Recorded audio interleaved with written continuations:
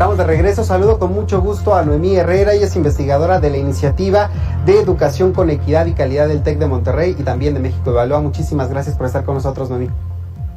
No, muchísimas gracias a ustedes por la invitación. A ver, comenzaría preguntándote esto que tú planteabas por ahí de mayo del 2020, a unos cuantos días, semanas de haber cerrado las escuelas, y lo referías como una pregunta central. ¿Hoy tenemos las condiciones y los elementos necesarios para regresar de manera presencial a las aulas?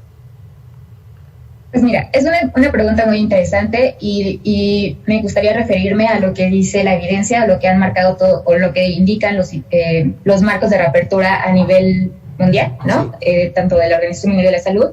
Y una de las los tres básicos es primero tener los niveles de contagio controlados, ¿no? Que en este caso nosotros lo estamos ubicando a partir de los semáforos verdes y ahí ya tenemos a 6 entidades. La segunda es tener al menos condiciones de infraestructura que nos permitan mantener los espacios o la sana distancia que se ha marcado, que en teoría nosotros deberíamos de poderlo tener ya contemplado con un plan de reapertura, ¿no?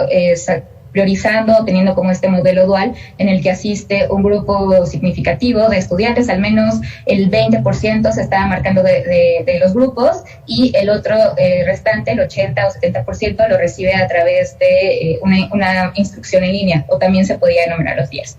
Y la tercera condición, que esa se incluyó recientemente a partir de que apareció la vacuna, es que se tuviera al mayor número posible de personal vacunado. Y eso también ya lo tenemos en diferentes estados. En este caso, te voy a comentar, te voy a contar sobre un estudio que acaba de salir acerca de qué es lo que está influenciando la apertura de las escuelas, ¿no? Y entonces tenemos una variante política. En todos los casos, lo que hablan de decir, a ver, ¿podemos controlar los riesgos de contagio del COVID? Sí, en teoría sí, todos los estudios nos marcan que eso es posible, siguiendo todas las recomendaciones que se marcan, incluso la más importante es la ventilación en las aulas escolares y manteniendo un modelo híbrido y manteniendo también ya un sistema de priorización de la parte pedagógica, ¿no? O sea, los contenidos del currículo. Y se hablaba también de una estrategia de contención emocional, tanto para alumnos como para maestros. Eso, en teoría, se supone que a estas alturas ya lo deberíamos de tener, ¿no? O sea, nosotros, tanto en México, estamos débiles mucho en la parte de la priorización de aprendizajes y la estrategia de contención emocional, pero en el resto lo tenemos. Sin embargo, muchos estudios muestran que antes en aquellas regiones o en aquellas localidades donde no se tenía el acceso a la oferta educativa que se había dado de Aprende en Casa.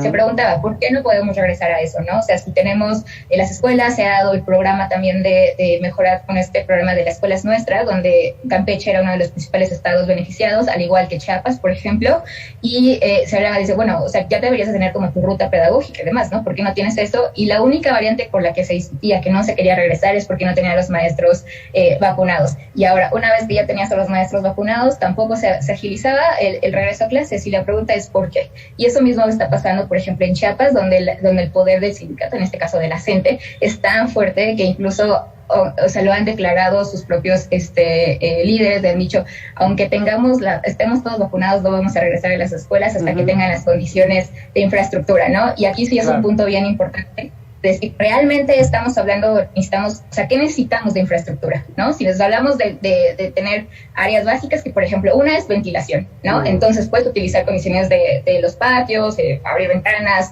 tener al menor número posible de estudiantes en forma presencial, y la segunda es que asegures el lavado de manos, y eso lo puedes hacer con piletas. Hay muchas muestras de programas que han ayudado, incluso en casos de desastres naturales, a cubrir este tipo de necesidades. Son esas dos básicas, ¿no? Y que tengas también el uso de cubrebocas en todo el tiempo. Eso se puede garantizar. El punto es, ¿por qué no? O sea, ¿por qué seguimos pensando enfrescados en esta discusión de que necesitamos infraestructura cuando realmente llevamos años con estas deficiencias de infraestructura, ¿no? Claro. Entonces, eso es bien interesante, esa parte. Bueno. Y aparte se les da dinero por este programa, ¿no? De las escuelas nuestras. Nos dejas con un panorama triste en el sentido de que si bien la pandemia nos tomó por sorpresa y a muchos países que evidentemente no habían considerado este factor para poder suspender o reactivar las clases o mejorarlas, en el caso de México teníamos un rezago educativo y además un rezago de infraestructura. Te agradezco mucho, Noemí. Muchas gracias a ustedes por la invitación. Gracias, buenas tardes. Buenas tardes. Vamos justamente a revisar lo que pasa en otras entidades y